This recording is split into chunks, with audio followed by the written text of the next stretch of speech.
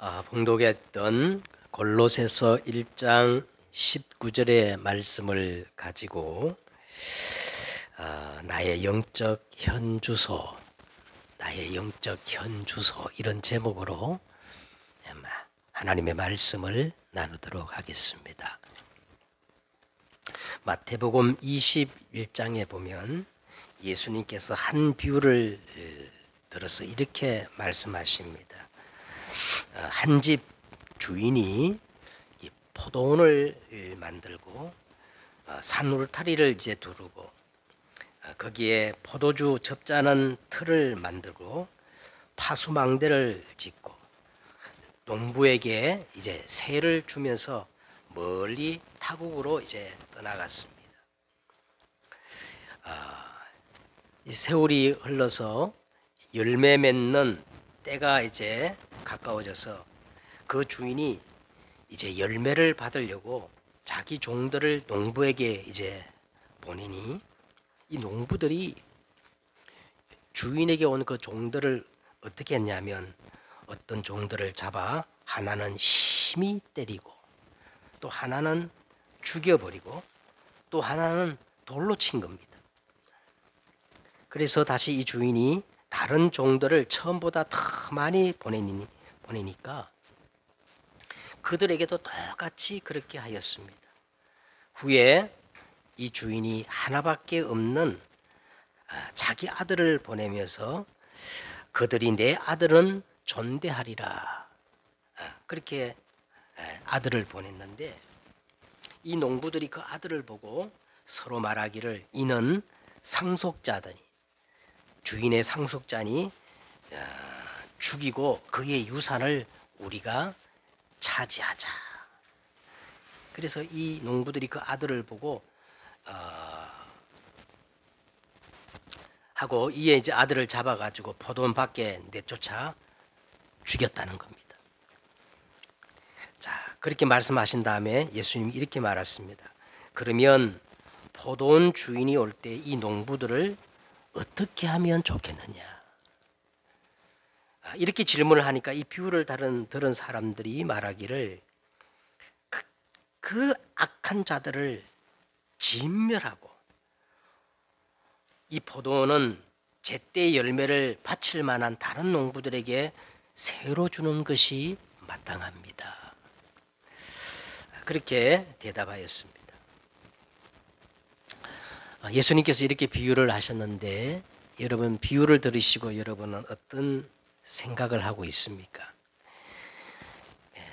하나님이 우리 인생의 포도원 농장을 만들어 주시고 마귀 사단 이 짐승들이 번져하지 못하도록 산울타리를 두르고 거기에 접자는 틀을 다 만들어 주시고 그리고 농장을 지키도록 파수망대를 짓고 우리 인생에 이제 새를 주어 열매를 거두게 하셨는데 우리는 이 농장과 거기에 나는 모든 열매는 내 것이라고 주장하고 하나님의 말씀을 전하는 자들을 다 무시하고 결국은 아버지의 모든 충만으로 오신 그 아들조차 거부하고 결국 십자가에 못 박아 죽이는 그런 상태가 지금 우리의 영적 상태가 아닐까 제가 그런 생각을 해보았습니다. 아니 내가 오늘 주일 예배도 드리고 예수님을 얼마나 잘 믿는데 그렇게 할 수 있단 말입니까? 근데 놀랍게도 이 예수님의 비유는 불신자 보고 한 얘기가 아니고 예수님을 하나님을 너무 잘 믿는다고 하는 바리새인들에게 하신 말씀이거든요. 사도 바울은 이렇게 말합니다. 내가 여러 번 너에게 말하거니와 이제도 눈물을 흘리며 말하노니 많은 사람이 그리스도의 십자가의 원수로 행하는도다. 자, 오늘 본문 말씀에 19절 한 절이 짧으니까 한 주간 꼭 외우시길 바랍니다. 네? 오늘 골로새서 1장 19절 말씀은 아버지께서는 모든 충만으로 예수 안에 거하게 하시고 이 예수는 볼지어다 내가 세상 끝날까지 너희와 항상 함께 있으리라 하셨는데, 지금 나는 어떤 상태를 가지고 있는가? 이 내 영적 현주소를 여러분 정말 확인해야 돼요. 먼저 우리가 그러면 아버지께서 모든 충만으로 그랬는데, 이 아버지 하나님은 도대체 어떤 분이실까요? 다윗은 이 하나님 아버지에 대해서 역대상 29장 10절에 이렇게 고백합니다. 다윗이 온 회중 앞에서 여호와를 송축하여 이르되, 우리 조상 이스라엘의 하나님 여호와여, 주는 영원부터 영원까지 송축을 받으시옵소서. 여호와여, 위대하심과 권능과 영광과 승리와 위엄이 다 주께 속하여 싸우니 천지에 있는 것들이 다 주의 것이로소이다. 여호와여, 주권도 주께 속하여 싸우니 주는 높으사 만물의 머리이십니다. 부와 귀가 주께로 말미암고 또 주는 만물의 주제가 되사 손에 권세와 능력이 있사오니 모든 사람을 크게 하심과 강하게 하심이 주의 손에 있나이다. 이 다윗이 여호와 하나님을 송축하면서 이렇게 하나님을 고백합니다. 이 하나님의 위대하심과 권능과 영광과 승리와 위엄의 하나님이 그 모든 충만을 어디에 거하게 하셨다 그랬어요? 이 하나님의 어마어마한 충만을 어디에 거하게 하시고? 예수 그리스도 안에 거하게 하셨다는 거예요. 응? 그래서 바울은요, 이걸 생각하면서 이렇게 말합니다. 찬송하리로다. 하나님 곧 우리 주 예수 그리스도의 아버지께서 그리스도 예수 안에서 하늘에 속한 모든 신령한 복을 우리에게 주시되, 이는 그가 사랑하는 자 안에서 우리에게 거저 주시는과 그의 은혜의 영광을 찬송하게 하려는 것이다. 그래서 이제 지난 시간에 18절이죠. 지난 시간에 하나님 아버지의 모든 충만으로 예수 그리스도는 그의 몸된 교회의 머리시요, 그가 모든 시작과 끝 근본이 되시며 죽은 자 가운데서 먼저 나신 부활의 첫 열매가 되시고 친히 만물에 지존하신 으뜸이 되신다고 지난주에 그렇게 말씀하셨습니다. 자, 그렇다면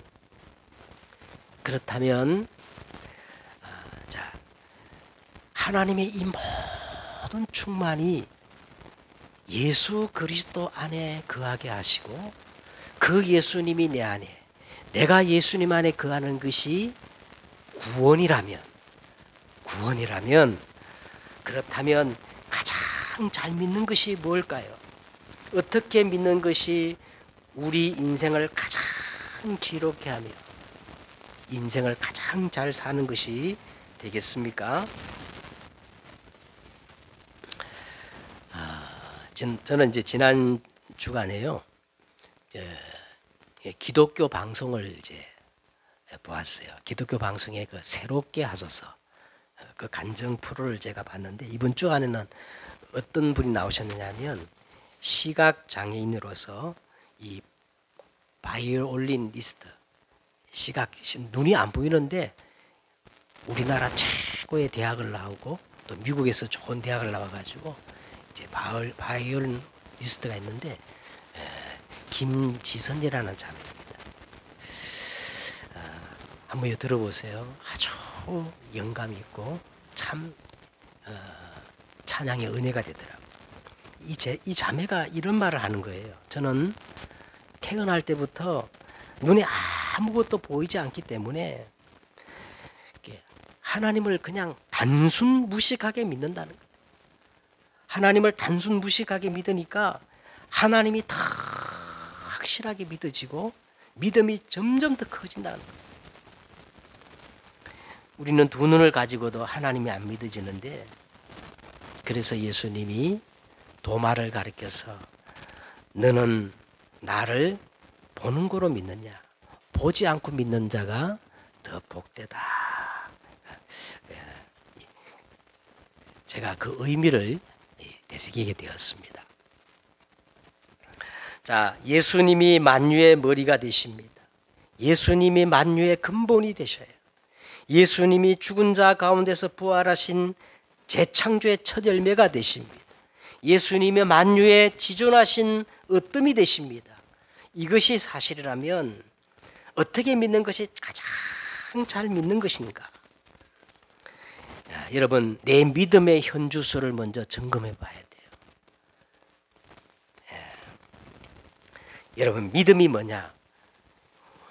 성경에서 말하는 믿음은요, 저 불교 다니는 사람이 부처님 앞에 막 108배 절하고 그런 믿음이 아니에요. 제가 참 안타까운 것은요, 예수님을 그렇게 오래 믿는 사람들에게 가서 질문을 해요. 예수님 어디 계시나요? 이렇게 믿음을 물으면요, 한결같이 이렇게 대답하면 예수님이 저 하늘에 계신다는 거예요. 그건 절대 기독교적 믿음이 아니에요. 성경에서 말하는 믿음이 아니에요. 그럼 성경에서 말하는 믿음은 어떤 믿음이냐? 요한복음 1장 12절에 보니까 영접하는 자, 곧 그 이름을 믿는 자에게는 하나님의 자녀가 되는 권세를 주셨으니. 성경에서 말하는 믿음은요, 영접을 의미하는 거예요. 저 하늘에 계신 예수님이 십자가와 부활을 통해서 내 속에 들어와 지금 나와 함께 하시는 그 믿음을 성경에서 믿음이라고 말하는 겁니다. 그래서 참 믿음은 첫째 뭐냐? 영접을 말하는 겁니다. 고린도후서 13장 5절에 이런 말씀이 있습니다. 너희는 믿음 안에 있는가 너희 자신을 시험하고 너희 자신을 확정하여 보라. 만약 예수 그리스도가 너희 안에 계신 줄을 너희가 알지 못하느뇨? 그렇지 않으면 너희는 아무리 교회를 다녀도 버리운 자니라 그랬어요.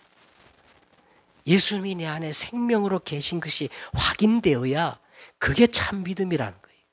그래서 성경은요, 너희가 이 믿음이 있는가 확인해보고 확정해보고 시험해보라는 거예요. 자, 그러면 어떻게 하면 될까요? 로마서 10장 9절에서 10절에 내가 만일 내 입으로 예수를 주로 시인하며 또 하나님께서 그를 죽은 자 가운데서 3일 만에 다시 살리신 것을 내 마음에 믿으면 구원을 얻으리라. 사람이 마음으로 믿어 의에 이르고 입으로 시인하여 구원에 이르느니라. 예수님이 나를 위해 십자가에 죽으시고 3일 만에 부활하셔서 지금 살아계심을 정말 내 마음으로 받아들이고 입으로 시인해야 된다는 거예요. 이걸 영접이라고 합니다. 이걸 영접이라고 그래요. 자, 그러면 예수님께서 우리 속에 들어오셔서 영원한 생명으로 우리와 함께 하시는데, 이걸 가리켜서 구원, 영생이라고 그렇게 말하는 거예요. 자, 그러면 끝날까요? 그러면 끝나는 게 아니에요. 그 다음 영접이 있어요. 아니, 그것만으로 구원받는데 그거 가지고 부족해. 그럼 그 다음은 어떤 영접이 필요합니까? 오늘 저와 여러분이 이 예배 시간에 나와가지고 예수님을 주인으로 인정해야 되는 거예요. 주인으로 인정해야 되는 거예요. 요한복음 2장 1절에 10절에 보니까 예수님께서 가난 혼인잔치에 초청을 받아 갔는데요, 문제가 생겨버리는 거예요. 아니, 예수님이 가난 혼인잔치에 와 계시는데 왜 문제가 생길까요? 딱 한 가지예요. 예수님이 손님으로 와 계셔요. 주인이 아니에요. 예수님을 우리 마음속에 모시기는 모셨는데 예수님이 늘 손님으로 계시니까 물이 변하여 포도주가 되지 않는 거예요. 역사가 안 일어나는 거예요.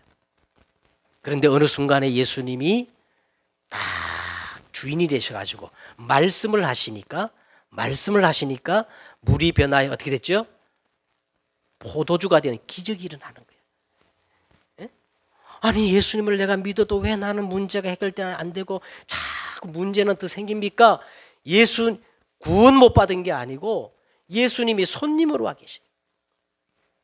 이 예수님을 우리가 주인으로 삼는 건 두 가지예요. 끊임없이 나를 부인해야 돼. 요걸 나를 십자가에 못 박아 버린다는 거예요. 부인하고 뭐예요? 예배를 회복하셔야 돼. 예배. 예? 자, 그러면 영접이 끝나느냐? 아니에요.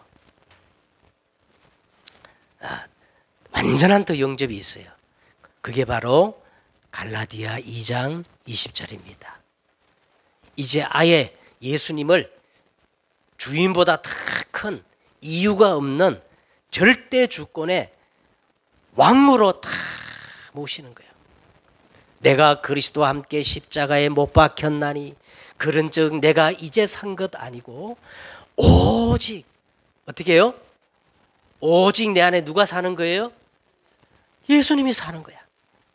그게 완전 복음이에요. 이러면 귀신이 떠나갈 정도가 아니고 흑암의 지난주에 나왔죠. 흑암의 세력이 무너지고 하나님의 나라가 어마어마한 배경이 나타나는 거예요. 예. 이게 영접입니다. 예수님을 나의 생명으로, 예수님을 나의 주인으로, 예수님을 나의 왕으로. 그래서 저는 오늘 아침에 일어났어요. 또 예수님을 영접했어요. 이게 참 믿음입니다. 알겠죠? 계속 예수님을 영접해 하셔야 돼요. 이게 성경에서 말하는 믿음이에요. 맨날 저 부처님 앞에 비나이다 그게 믿음이 아니고 예수님이 지금 내 안에 내가 예수님 안에 거하구나. 에? 이게 참 믿음입니다. 두 번째는요. 우리가 예수님을 자꾸 이렇게 영접하다 보면은 어떤 일이 벌어지느냐 하면 예수님이 내 안에 충만해지면서 내가 교회가 되어지는 겁니다. 내가 뭐가 되어진다는 거예요? 하나님의 성령이 거하는 성전이 되어지는 거예요. 그래서 성경은 이렇게 말합니다. 너희가 하나님의 성전인 것과 하나님의 성령이 너희 안에 거하시는 줄을 너희가 알지 못하느냐. 이게 참된 교회예요. 이 교회를 회복하셔야 됩니다. 그래서 참된 교회를 회복하는 것이 참 믿음이에요. 자, 내가 이렇게 성전이 되어지면 이제는 어떻게 되느냐? 동시에 이때부터 신령과 진정으로 드려지는 참 예배가 회복됩니다. 이때 비로소 내가 하나님이 가장 기뻐하는 참된 예배자가 되어지고 예배가 회복되어지는 겁니다. 자, 그래서 오늘 여러분 예수님만 우리 인생의 유일한 정답. 왜 예수님만 우리의 유일한 정답이에요? 하나님 아버지께서 모든 충만을 예수 안에 다 하셨단 말은 예수님 말고는 우리에게 해답이 없어요. 예수님 아니고는 영원한 진리가 없어요. 다 거짓입니다. 예? 예수님만 우리 인생의 유일한 해답이요. 예수님만 유일한 우리 인생의 영원한 진리예요. 왜 그런가 하니까 아버지께서는 모든 충만을 예수 그리스도 안에 거하게 하시고 그 예수님이 내 안에, 내가 예수님 안에, 이게 구원이기 때문에. 자, 그렇다면 우리는 어떻게 시작해야 할까요? 자, 여러분 시작이 중요합니다. 그래야 내 영적 상태가 바르게 시작되어지는 거예요. 자, 어떻게 시작해야 될까요? 갈보리 십자가입니다. 모든 것들이 갈보리 십자가에 시작돼. 자, 그러면 갈보리 십자가가 어떤 사건인가? 이사야 53장 5절에 그가 찔림은 우리의 허물을 인하며 그가 상함은 우리의 죄악을 인함이라. 그가 징계를 받음으로 우리가 평화를 누리고 그가 십자가의 채찍에 맞음으로 우리가 다 나음을 입었도다. 우리는 그릇 행하여 우리는 다 짐승 같아서 우리는 뭐 같아서? 우리는 다 짐승 같아서 그릇 행하여 각기 제 길로 갔거늘 여호와께서 우리의 죄악을 그에게 담당시키셨도다. 할렐루야. 내가 내 죄로 인하여 받아야 할 그 저주와 재앙을 하나님이 예수 그리스도 앞에 다 담당시키고 그 그리스도가 나를 대신해서 칼보리 십자가에 죽어갔던 겁니다. 아멘. 여기서부터 시작돼야 돼요. 여기서부터 시작돼야 돼요. 여기서부터 시작되지 않은 사람은 복음을 모르는 거예요. 잘못된 출발이에요. 요한복음 19장 30절에 예수 그리스도가 갈보리 그 십자가에서 이렇게 선언했어요. 내가 다 이뤘다. 예수께서 신포도를 마신 후에 다 이뤘다 하시고 머리를 숙이시니 영원히 떠나가시니라. 테텔레스타이 다 끝냈어요.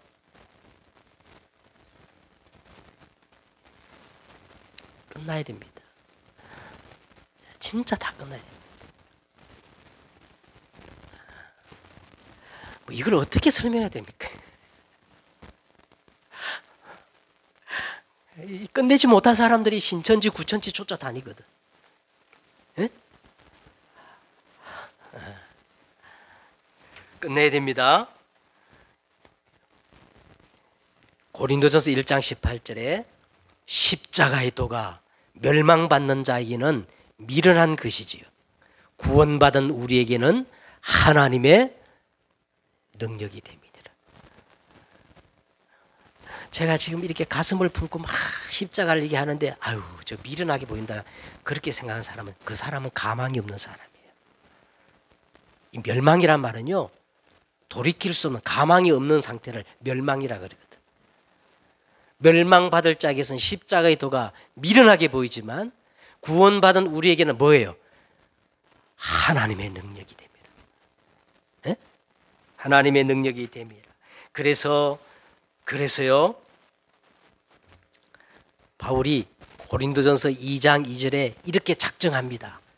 내가 너희 중에서 예수 그리스도와 그가 십자가에 못 박힌 것 외에는 아무것도 알지 않기로 내가 결단했다. 작정했다. 내가 너희 중에 있을 때에 약하고 두려워하여 심히 떨었노라. 혹시 너에게 다른 복음 증거할까 봐 나는 정말 약하고 두려워하여 심히 떨었다는 거예요. 여러분 이 십자가의 복음을 증거하는 교회가 참교회예요. 십자가의 복음만 증거하는 목사가 참된 목사예요. 바울이 그랬어요. 내가 혹시 인간적인 말을 해가지고 너희에게 다른 것 붙잡고 할까 봐 약하고 두려워하여 심히 십자가만 붙잡았다. 그러면서 갈라디아서 6장 14절에 이렇게 말합니다. 그런즉 내게는 주 예수 그리스도와 십자가 외에는 결코 자랑할 것이 없나니 그리스도로 말미암아 세상이 나에 대해서 십자가에 못 박히고 내가 또한 세상에 대하여 그러하니라. 할렐루야. 그러면서 바울은 마지막에 완전 복음을 말합니다. 갈라디아 2장 10절이에요. 내가 그리스도와 함께 십자가에 못 박혔나니 그런즉 이제는 내가 산 것 아니요 오직 내 안에 그리스도께서 사신 것이다. 여기서부터 시작돼야 돼요. 모든 시작이 여기서 시작돼요.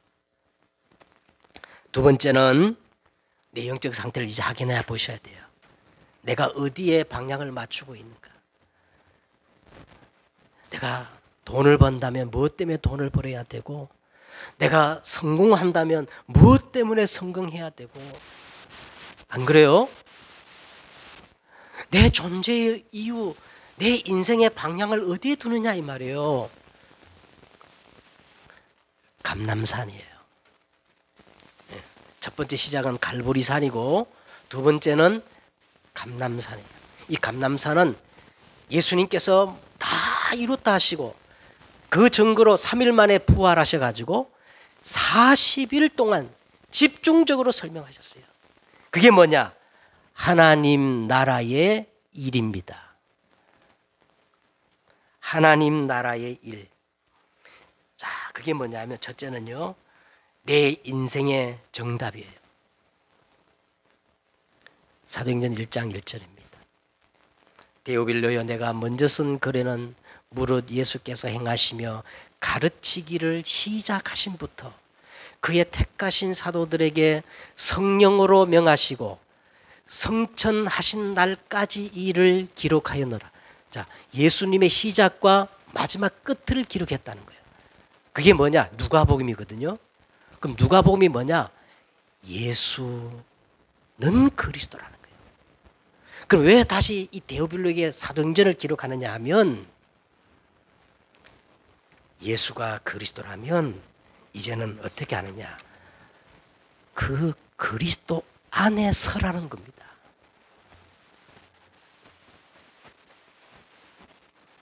주 안에 서라는 거예요. 주 안에. 응? 그래서 바울이, 여러분 우리가 빌립보서 4장 1절에 그렇게 말했잖아요. 응? 그러므로 나의 사랑하고 사모하는 형제들, 나의 기쁨이요 면류관인 나의 사랑하는 자들아. 뭐라 그랬어요? 이와 같이 주 안에 서라 그랬어요. 응? 여러분 그냥 듣지 말고 정말 내 영적 현주소를 한번 확인해 보세요. 나는 지금 주 밖에 있는가, 주 안에 있는가? 여러분 지금 주 밖에 있어요, 주 안에 있어요? 내가 지금 주 안에 있다면 주 안에서 내가 주저앉고 있는가, 아니면 성경 말씀대로 주 안에 내가 서 있는가? 그걸 말씀하는 겁니다. 어제 제가 결혼식에 참석했거든요. 결혼식에 참석했는데 주례하는 목사님이 이런 말씀을 하시더라고요. 사람이 다 보면 다 어렵대요. 부자도 어렵다 그리고 학생도 어렵다 그리고, 어? 세상이 다 지금 어렵대. 코로나 때문에 더 어렵대. 정치인도 어렵다 그래요. 근데 이 목사님이 이렇게 말씀하셨어요. 하나님은 정치인을 만든 게 아닙니다. 경제인을 만든 게 아닙니다. 학생을 만든 게 아닙니다. 하나님은 하나님의 형상 인간을 만드셨다는 거예요. 그럼 왜 사람들이 다 어렵다 하느냐? 본래 인간을 놓쳐버리기 때문에 어렵다는 거예요. 정말 인간이 인간 되어지면, 정말 하나님의 형상, 우리가 그리스도 안에 있으면 쉬워진다는 거예요. 그래서 사람이 되라는 거예요, 먼저. 결혼하는 사람 앞에 보고 잘 살아라 하지 말고, 이 목사님이 그래요. 먼저 인간이 되라는 거예요. 맞아요, 틀려요? 하나님이 만드신 그 인간을 우리가 회복하지 않으니까 다 힘든 거예요. 주 안에 서시길 바랍니다. 네? 주 안에. 두 번째, 우리 해답이 뭐냐? 응? 해답이 뭐냐? 하나님의 나라의 일입니다. 2절 3절에 보니까, 그가 고난을 받으신 후에 친히 확실한 많은 증거로 살아 계심을 그들에게 보이시며 그들에게 나타나서 40일 동안 하나님 나라의 일을 말씀하시느니라. 하나님 나라의 일. 하나님 나라의 일. 이 정답을 가지고 어떻게 우리가 해답을 풀어나갈까요? 하나님의 나라의 일이 나타나도록 하면 돼요. 이걸 예수님이 40일 동안 설명했어요. 자, 그러면 어떤 방법입니까? 사도행전 1장 8절이죠. 방법. 근데 성경은 놀랍게 이런 말을 오직이라 그랬어요. 다른 방법은 안 된다는 거예요.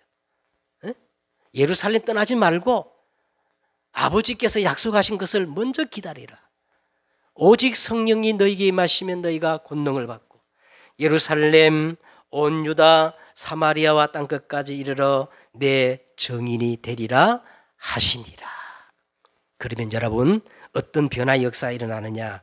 여러분은 보좌의 신분이 되어집니다. 보좌의 신분이란 말은 하나님의 자녀의 권세가 나타나게 돼 있어요. 그러면 보좌의 축복이 시작되어지는 거예요. 보좌의 시작이 되어집니다. 그리고 보좌의 열쇠가 주어져요. 예수 이름으로 기도하면 응답받는 신분이 되어지는 겁니다. 보좌의 축복이 나타나는데 보이지 않는 천군 천사가 동행하게 돼 있어요. 보좌의 권세가 나타나는데 귀신도 항복하고 사단이 결박되어지는 역사가 일어납니다. 보좌의 배경이 나타나는데요, 우리가 가는 곳곳마다 하나님 나라의 일들이 막 드러나는 거예요.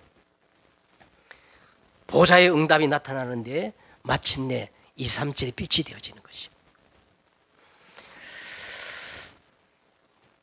자, 첫째는 시작을 말씀드렸고 두 번째는 방향을 말씀드렸죠. 이제 세 번째는 그러면 방법입니다. 방법.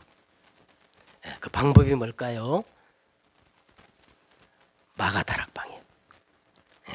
첫째는 갈보리산, 두 번째는 감람산, 세 번째 방법 마가다락방.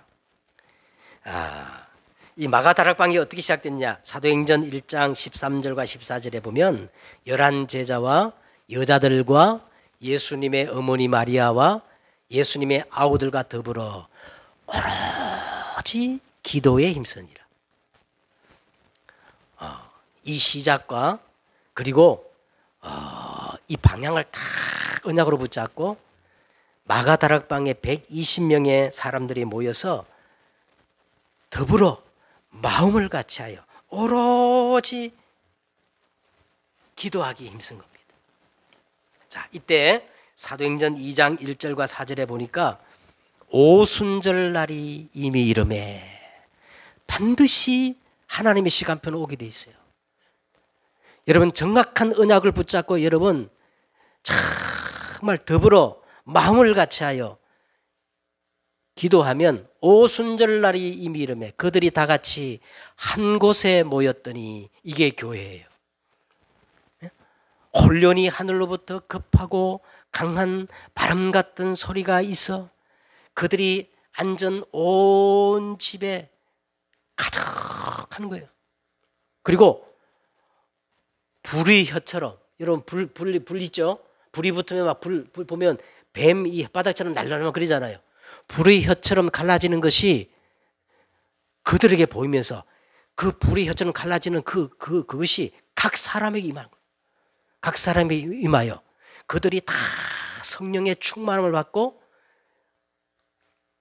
성령의 말하게 하심을 따라 다른 방언으로 말하기를 시작하니까 소통이 이루어지는 거예요. 소통이 이루어져. 자, 그렇게 되니까 어떤 일이 벌어지냐면 사도행전 2장 9절에 10절에 보니까 15개 산업인들이 모였는데 산업인들이 이 광경을 보면서 이렇게 고백합니다. 우리가 각 언어로 하나님의 큰 일을 말함을 듣는도다. 자, 보세요. 우리가 문을 여는 게 아니에요. 누가 문을 열었어요?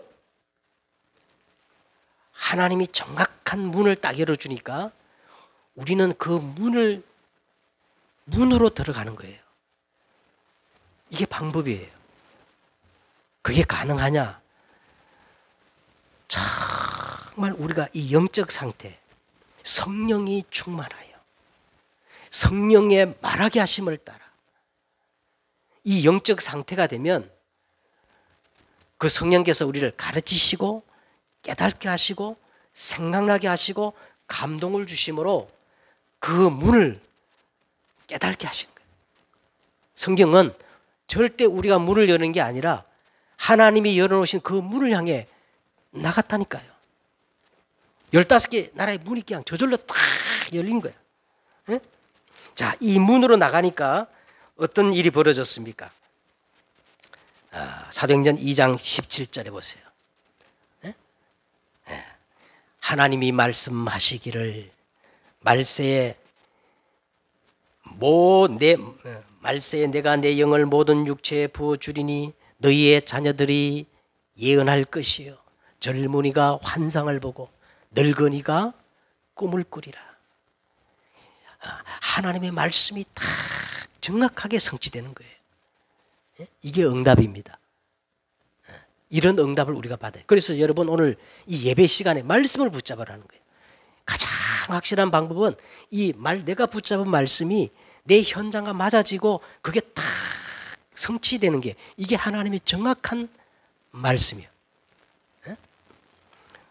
응답인 겁니다. 그랬더니 사도행전 2장 41절에 보니까 이 말씀을 받은 사람들이 세례를 받음에 이 날에 신도의 수가 3,000이라 하더라. 그들이 사도의 가르침을 받아 서로 교제하며 떡을 떼며 오로지 기도하기에 힘쓰니라. 자, 이랬더니요. 사도행전 2장 45절에 보세요. 날마다 현장의 변화가 역사에 일어나는 거예요. 날마다 마음을 같이하여 성전에 모이기를 힘쓰고 집에서 떡을 떼며 기쁨과 순전한 마음으로 음식을 먹고 하나님을 찬미하며 또 온 백성에게 칭송을 받으니 구원받은 사람을 날마다 더하게 하시니라 그랬습니다. 요게 성경적 방법입니다. 자, 이제 결론을 맺겠습니다.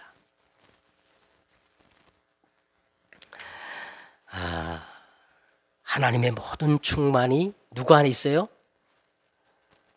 하나님의 모든 충만이 예수 그리스도 안에. 그래서 예수 그리스도는 하나님의 모든 것이에요. 하나님은 예수 그리스도를 통하지 않고는 어떤 일도 행하지 않아요. 그래서 하나님의 모든 방법은 예수 그리스도예요. 근데 그 그리스도가 지금 내 안에, 내가 그 안에, 이게 구원이거든요. 그래서 성경에 보니까 선악과를 따먹고 숯불 가운데 숨어버린 아담을 하나님이 찾아오셔서 이렇게 말합니다. 아담아, 네가 어디 있느냐? 여러분, 우리가 이 지금 나의 영적 상태를요 진단하고 확인해야 돼요. 모세는 이런 말을 했어요. 우리가 우리 날 계수함을 가르치사 지혜로운 마음을 얻게 하소서. 나이가 들수록 우리가 영적으로 더 깊이 성장해야 되는데 정말 이 계수할 수 있는 지혜를 필요한 거예요. 내 영적 상태를 진단하는 지혜가 필요합니다. 내가 지금 어디에서 와서 내가 지금 어디에 있으며 무엇을 향해 가고 있는가, 이거 여러분 분명히 알아야 됩니다. 진단해야 돼요. 자, 그러면 성경에서 이미 그리스도 안에서 내게 주어진 영적 상태를 제가 말씀드릴게요. 예수 그리스도를 통해서 이미 하나님께서 내게 주신 이 영적 현주소가 어디냐면 마태복음 28장 18절과 20절에 보니까 부활하신 예수님이 이렇게 말씀하셨어요. 다 이뤘다 하시고 부활하신 예수님이 하늘과 땅의 모든 권세를 내게 주셨으니, 하늘과 땅의 모든 권세를 누구에게 주셨으니? 예수님께 주셨으니, 볼지어다 내가 세상 끝날까지 너희와 항상 함께 있으리라. 아멘. 이게 나의 영적 현주소예요. 하늘과 땅의 모든 권세를 가진 주 예수님이 세상 끝날까지 항상이라 그랬어요. 이거 믿으셔야 돼요. 항상 너희와 함께 있으리라. 자, 그래서 두 번째는요, 바울이 이걸 다 깨닫고 빌립보서 4장 11절에서 13절, 이거 중요한 영적 상태입니다. 네, 영적 현주소예요. 꼭 적으셔야 돼요. 빌립보서 4장 11절과 13절. 내가 궁핍함으로 말하는 것이 아니니라. 어떠한 형편든지 나는 자족하기를 배웠노니 나는 비천에 처할 줄도 알고 풍부에 처할 줄도 알아.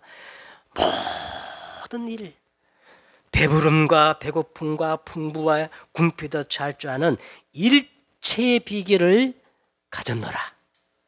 그래서 이런 말 했어요.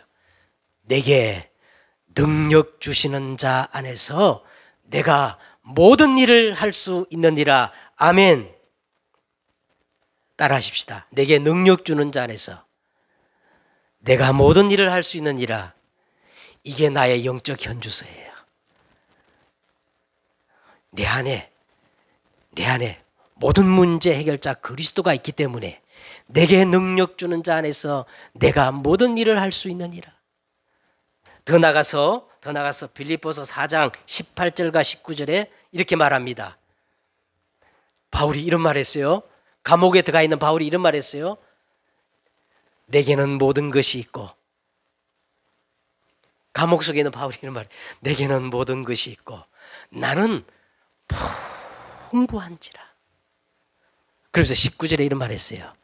나의 하나님이 그리스도 예수 안에서 영광 가운데 그 풍성한 대로 너희 모든 쓸 것을 채우시리라. 이야, 이게 나의 영적 현주소예요. 왜 그런가?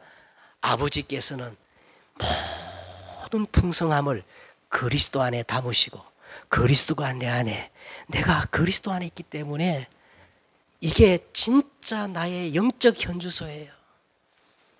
그런데 나는 그걸 놓쳐버리고 있는 거예요. 그걸 상실해버리고 있는 거예요. 그래서 어떻게 하면 되느냐? 여러분 24를 회복하셔야 돼요.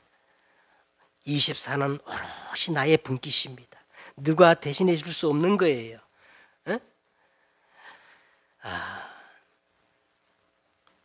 여러분 깊은 호흡을 통해 가지고 24를 회복하시길 바랍니다.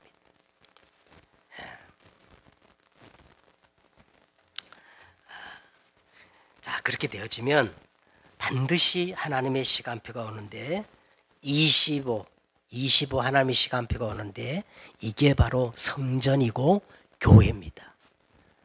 교회. 24시간표가 성전이요 교회가 되는 거예요.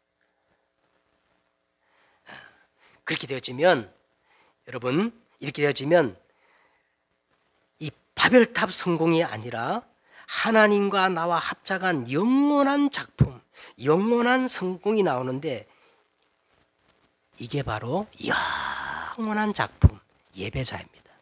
예배의 축복이 회복되는 거예요.